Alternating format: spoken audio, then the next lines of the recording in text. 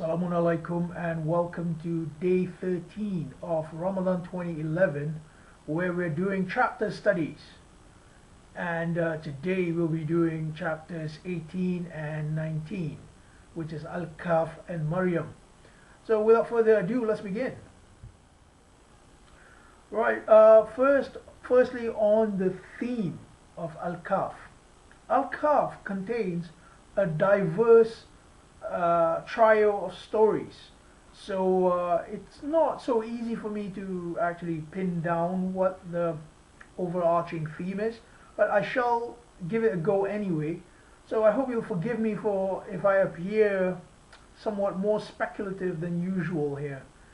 Al-Kahf begins with the verse Alhamdulillahi alladhi anzala ala abdihi al-kitab وَلَمْ يَجْعَلْ لَهُ عِوَاجًا. So praise, alhamdu is like a feeling of praise or joyfulness or thankfulness or relief, who sent down to his servants the book.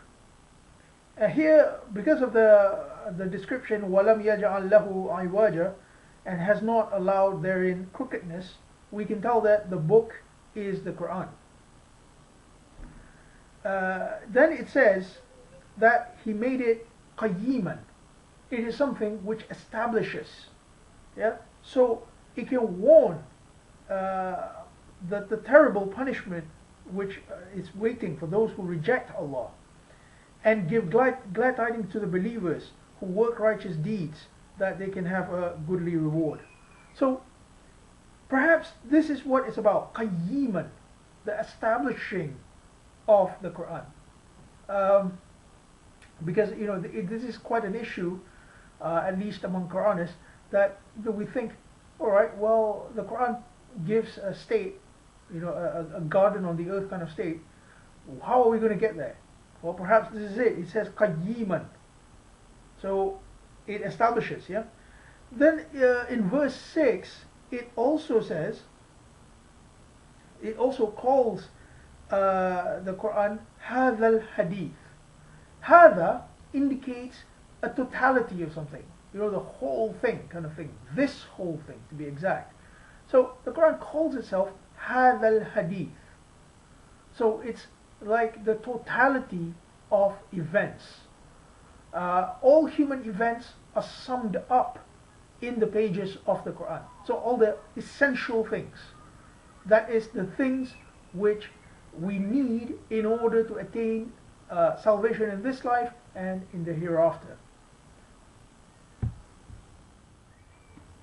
Next we move on to the story of the eponymous Ashab al-Kahf. These are the people after whom this surah has been named by Muslims. Allah did not give this name, but Muslims call this surah Al-Kahf because of these people, Ashab al-Kahf, the companions of the cave. Now these companions, they withdrew themselves to the cave so that Allah would bestow His rahmah on them. As you know, the word rahmah, it's linked to the word rahab, which refers to the womb. So the rahmah of Allah in the cave symbolizes the womb in which they have withdrew themselves to develop themselves. And Allah gave strength to their hearts, and He roused them. So they did not stay in the cave forever. Rather, the cave was a place of retreat so that they may, I suppose, evolve themselves. And I think this is the first stage in the qayyiman process. These people clearly withdrew themselves, and they were like preparing themselves for the change which was to come. This is from verse 9 to verse 26, and in verse 27 it says وَأَتْلُ مَا أُوحِيَ إِلَيْكَ مِنْ كِتَابِ رَبِّكَ, and practice what has been inspired to you from your Lord's book. لَا مُبَدِّلَ لِكَلِمَاتِهِ, none can change His words. So at that point we are to read the Kitab al-Rabbika, the Quran, and whatever it is that's inspired on us from the book, we are to practice it. And it continues in verse 28, and keep your soul content with those who call on their Lord morning and evening, seeking his face. So here, once we have the kalimat of Allah, the true practice of the book, we are to practice it ourselves. Then it says, Kul al-haq min rabbikum. So now the practice has become al-haq. And as we've seen from chapter 17, al-haq is that which confronts falsehood, which is darkness and oppression. And al-haq brings perfect justice. Next we move on to verse 32 to 46, where we have a set of metaphors.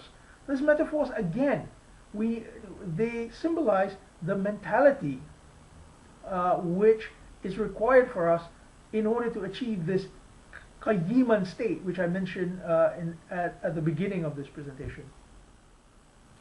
Next we move on to verse 49. Verse 49 uses a very unique phrase, which is هَذَا الْكِتَابِ. هَذَا الْكِتَابِ, I mean, if you look at the context of the phrase, it refers to the totality of events. As I said before, هذا refers to the entire thing.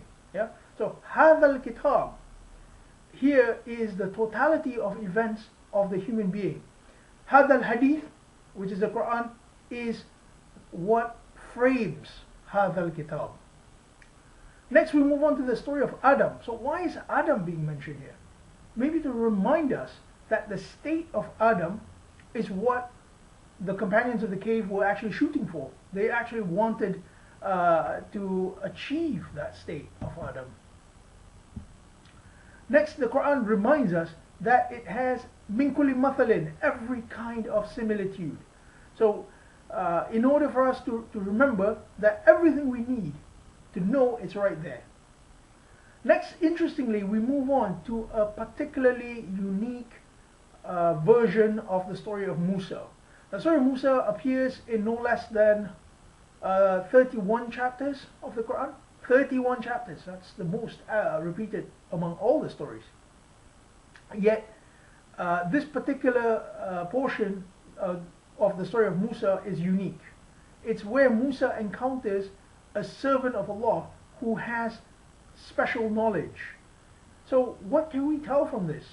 Well, again, if we go back to the Qayyiman stage, we realize that perhaps here Musa, who symbolizes the spirit of revolution. I mean, Musa is there to remove oppression. That's the story of Musa. You read it anywhere, it's all about going against Fir'aun, who is an oppressor. Perhaps Musa, even Musa, requires that extra insight which this Abd, he's traditionally called Khidr. I can see why, because the phrase describing him is quite long. So this Abd, I call him the servant, this Abd provides Musa with that extra insight which Musa needs. Unfortunately, Musa could not handle it, and he lost the Abd's companionship. Then, after a few verses, it moves on. Surah Musa is from 60 to 82. Then in verse 86 to 98, it talks about Dhul Qarnayn. Dhul Qarnayn means possessor of the two qarn. That's the word, qarn. And in my opinion, the terms qarn, because it's also al-qarn, it refers to these previous two stories. The story of the companions of the cave and the story of Musa. So Dhul Qarnayn, he has mastered these two things. And that's why Allah gave him min kulli sabab, means to everything. He has the means to do everything, and his protection is sought for. And this is the end goal of the Quran, to become. Right, so this chapter is then summed up by two verses, verse 109 and 110, which says, if the oceans, kul, so say, we have to say this is our saying or our philosophy.